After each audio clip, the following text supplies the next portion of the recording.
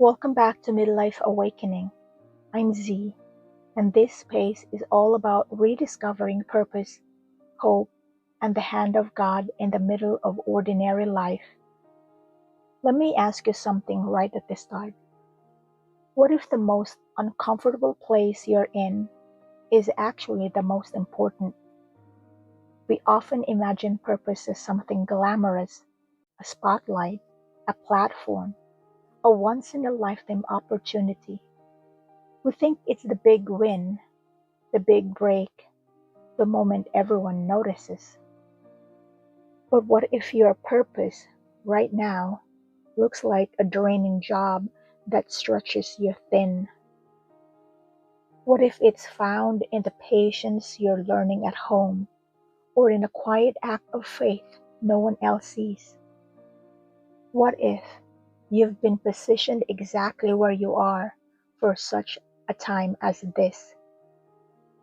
Today, we're talking about one of the most powerful stories in Scripture, the story of Esther, and how her journey can awaken something deep in you and me. If you ever felt misplaced, overlooked, or terrified about the future, this is your story too. Lesson 1. Your detour might be your divine placement. When we met Esther, she's a young Jewish woman living in exile, an orphan, being raised by her cousin Mordecai. Then one day, the king of Persia calls for a nationwide search for a new queen. Esther is taken, not by her choice, and thrown into a world of palaces, beauty treatments, and politics. It must have felt like her life had been completely rerouted. But here's the thing. What felt like a detour was a divine placement. That very palace she never wanted became the exact stage God would use to fulfill His purpose through her life. Sometimes the hardest part of faith is realizing that the unexpected is still part of God's plan. You might be in a season that doesn't make sense, a career that feels stuck, a city you didn't choose, or a situation that seems like a step backward. But what if that's not a mistake? What if it's your assignment? God's placement isn't always comfortable, but it's always intentional. So instead of asking, when will this season be over? Maybe the question is, Lord, why have you placed me here? What influence or purpose have you hidden in this place? Because the truth is, your current position, no matter how ordinary or overlooked, could be holy ground. Lesson 2. God works in the hidden and the ordinary.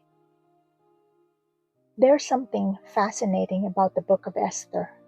God's name is never mentioned, not even once. There are no burning bushes, no angels, no voice from heaven, and yet His fingerprints are everywhere. When the villain, Haman, plots to destroy the Jewish people, the king just happens to have a sleepless night. He just happens to ask for the royal records to be read. And of all the stories that could have been chosen, they just happen again to read the one about Mordecai saving his life.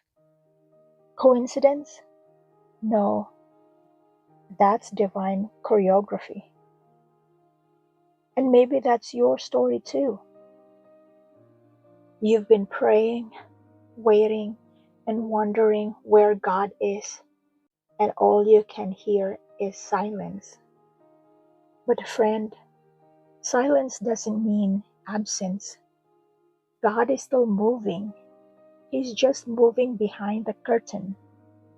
You might not see miracles that split seas, but He's guiding the small moments, the conversation that opened the door, the delay that protected you, the disappointment that redirected your path.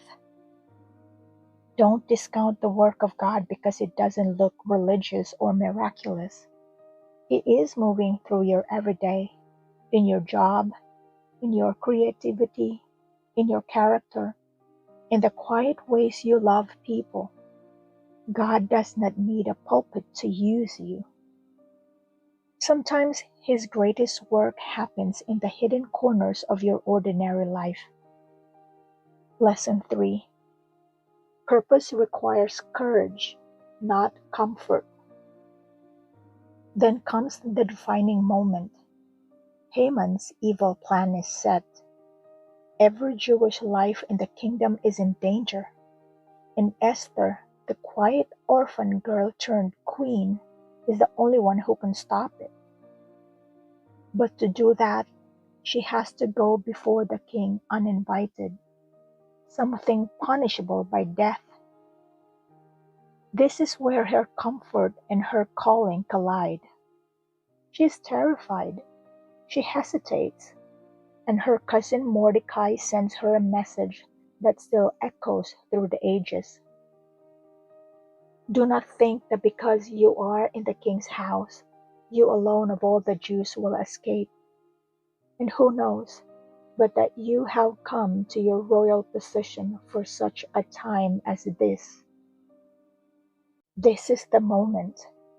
Esther realizes her position wasn't for her comfort. It was for her calling. And her response? I will go, and if I perish, I perish. That's courage. That's faith that says, even if this costs me, I'll still say yes. Because purpose rarely feels safe. It usually asks for something costly, your comfort, your reputation, your control. But the moment you trade fear for obedience, something powerful happens. That if I perish moment, that trembling yes, is often the doorway to your destiny. God isn't asking for perfection. He's asking for your courage and obedience. So as we close, I want this story to move from a Bible story to your story.